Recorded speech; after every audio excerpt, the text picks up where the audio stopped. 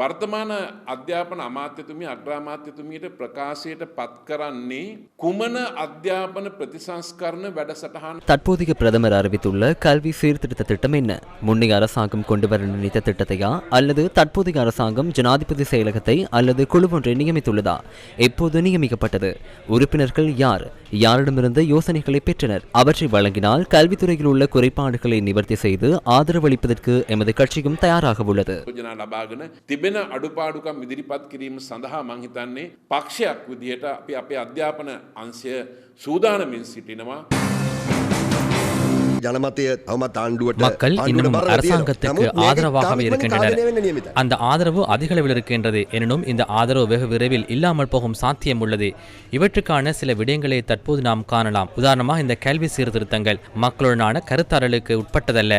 தேசிய மக்கள் சக்தியின் கல்விக் கொள்கை உருவாக்கப்பட்ட போது காணப்பட்ட கருத்தாடலும் ஆழமும் தற்போது முற்றிலும் கைவிடப்பட்டுள்ளது. இந்த கல்விக் கொள்கையை பொது விவாதத்துக்கு கொண்டு வர வேண்டும்.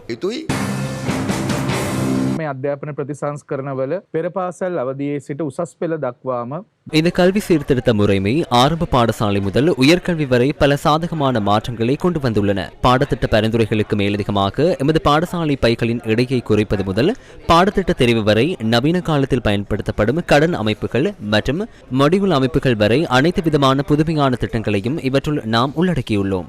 அண்மைய நாட்களில் இந்த ஒட்டுமொத்த கல்வி சீர்திருத்தம் தொடர்பிலான தவறான புரிதலை கொண்ட சமூக விவாதத்தை உருவாக்குவதற்கு சமூக ஊடகங்களில் முயற்சிப்பதை கண்டோம். சாதாரண தரத்தில் கல்வி கற்கும் மாணவர்களின் பாட விதானங்களில் வரலாறு மற்றும் அழகியல் பாடங்கள் நீக்கப்பட்டுள்ளதாக கூறப்படுகின்றது. உண்மையில் இந்த விடயத்தை கூற வேண்டும்.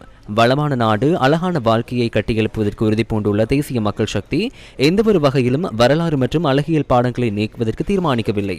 முன்னரை போன்றே நாட்டில் உள்ள பாடசாலை மாணவர்கள் 11ஆம் வகுப்பு வரை வரலாறு மற்றும் அழகியல் பாடத்திட்டங்களை தொடர்வர். 2026ஆம் ஆண்டில் அறிமுகப்படுத்தப்படும் கல்வி சீர்திருத்தத்திற்கு அமைய தற்போது 6ஆம் தரத்தில் கல்வி கற்கும் மாணவர்கள் 11ஆம் தரத்திற்கு செல்ல இன்னும் 5 வருடங்கள் செல்லும். ඩියොලොජි එක තියෙන්නේ වෙනත් කරුණක්. ඉතිහාසයේ නොදන්නා පරපුරක් තමයි කැලණි ගඟෙන් නයියාව කිව්වම පිළිගත්තේ. නාගලෝකයෙන් ධාතු ගෙනාවකම පිළිගත්තේ.